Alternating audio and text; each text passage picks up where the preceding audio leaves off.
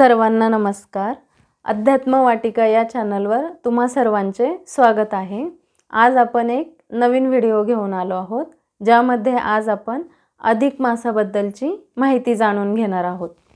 हिंदू धर्मात अधिक महिना, ज्याला पुरुषोत्तम मास, मल मास किंवा धोंड्याचा महिना असेही म्हणतात, हा महिना अत्यंत पवित्र आणि महत्त्वाचा मानला जातो.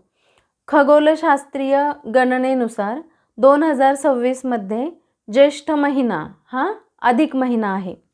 अधिक ज्येष्ठ महिना हा 17 मे 2026 पासून 15 जून 2026 पर्यंत आहे आणि 16 जून 2026 पासून 14 जुलै 2026 पर्यंत निज ज्येष्ठ म्हणजे मूळ ज्येष्ठ महिना आहे. अधिक महिना हा हिंदू पंचांगातील एक अत्यंत महत्त्वाचा काळ आहे. परंतु हा अधिक महिना कशामुळे येतो हे आपण समजून घेऊयात. हिंदू पंचांग हे चंद्र आणि सूर्य या दोघांच्या गतीवर आधारित आहे.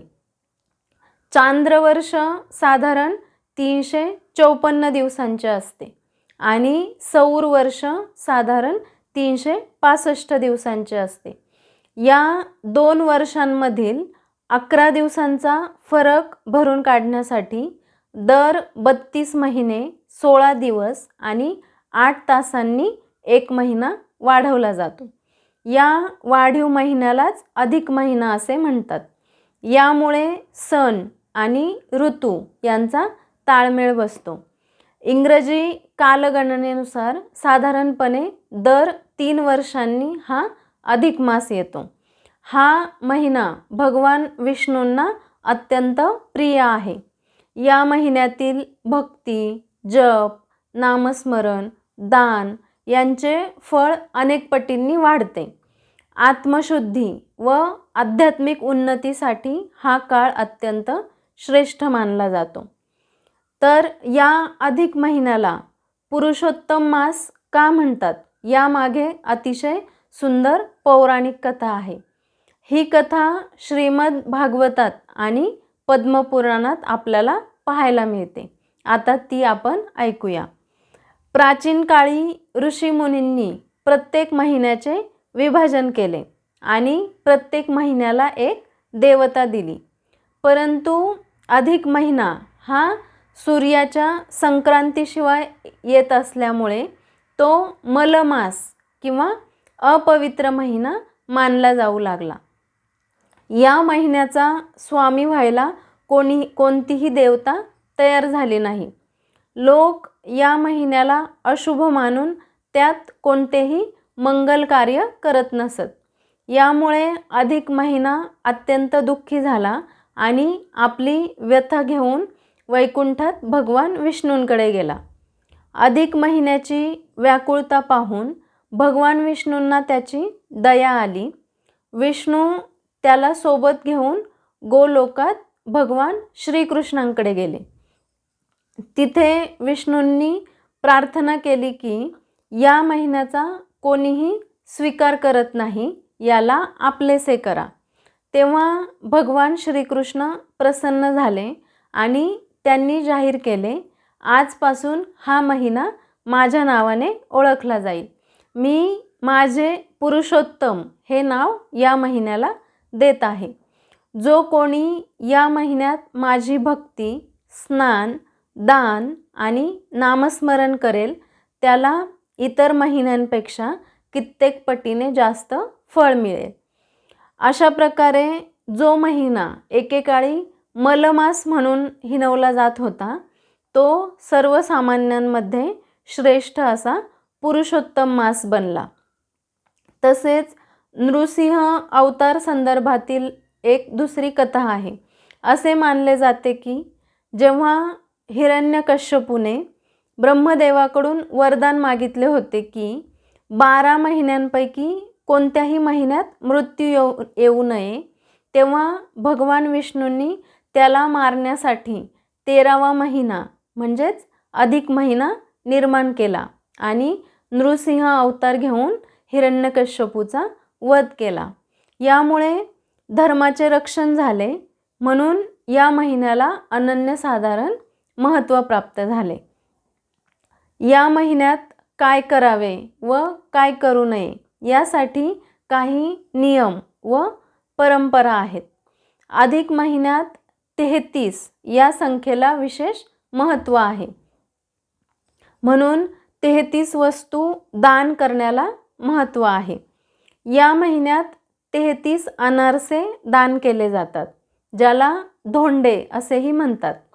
हिंदू धर्मशास्त्रानुसार अधिक महिना हा 33 कोट देवतांच्या पूजनाचा काळ मानला जातो. 33 ही संख्या 33 कोट देवांचे प्रतीक मानली जाते. तर या महिन्यात अनारसेच का द्यायचे? तर अनारशांना जाळी असते.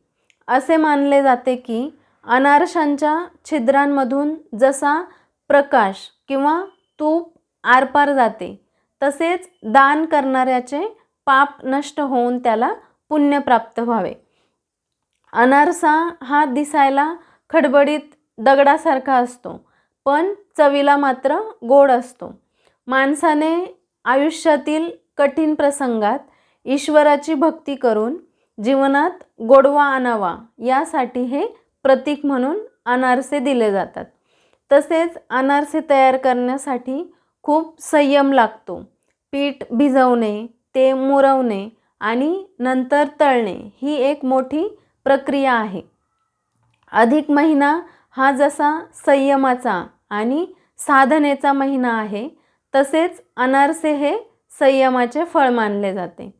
तसेच अनारशामध्ये असणारी छिद्रे ही समृद्धीची प्रतीक मानली जातात. तसेच या महिन्यात दानधर्माला विशेष महत्त्व आहे. हे दान मुख्यत्वे जावयाला आणि लेकीला दिले जाते, ज्यामध्ये जावयाला विष्णूचे रूप मानले जाते. अनारसे तांब्याच्या ताटात ठेवून त्यावर दिवा लावून ते दान करण्याची पद्धत आहे. दिवा लावल्यामुळे याला दीपदान असेही म्हणतात. अनारशासोबत नवीन वस्त्र आणि दक्षिणा ठेवून जावयाची व मुलीची विष्णू लक्ष्मी स्वरूप पूजा केली जाते. या महिन्यात विष्णू सहस्त्रनाम, भगवद्गीता वाचन, जप, ध्यान, हरिनाम संकीर्तन करावे, सात्विक आहार घ्यावा व संयम ठेवावा, दीपदान आणि वस्त्रदान करावे, तसेच तीर्थयात्रा व पवित्र गंगास्नान करावे. या महिन्यात ओम नमो भगवते वासुदेवाय या मंत्राचा जप करून पुरुषोत्तम भगवंतांची उपासना करावी. तसेच महिनाभर देवापाशी अखंड दिवा लावल्याने घराण्यातील अंधकार म्हणजेच अज्ञान आणि दारिद्र्य दूर होते.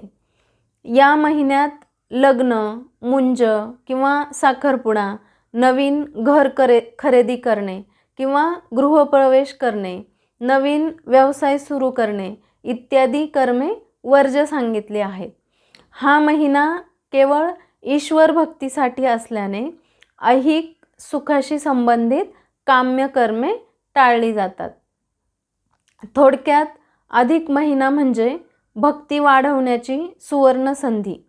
सांसारिक नव्या प्रारंभापेक्षा ईश्वर साधनेला प्राधान्य देण्याचा हा काळ आहे. म्हणून हिंदू धर्मात अधिक मास किंवा पुरुषोत्तम मासाला अत्यंत महत्त्वाचे स्थान आहे.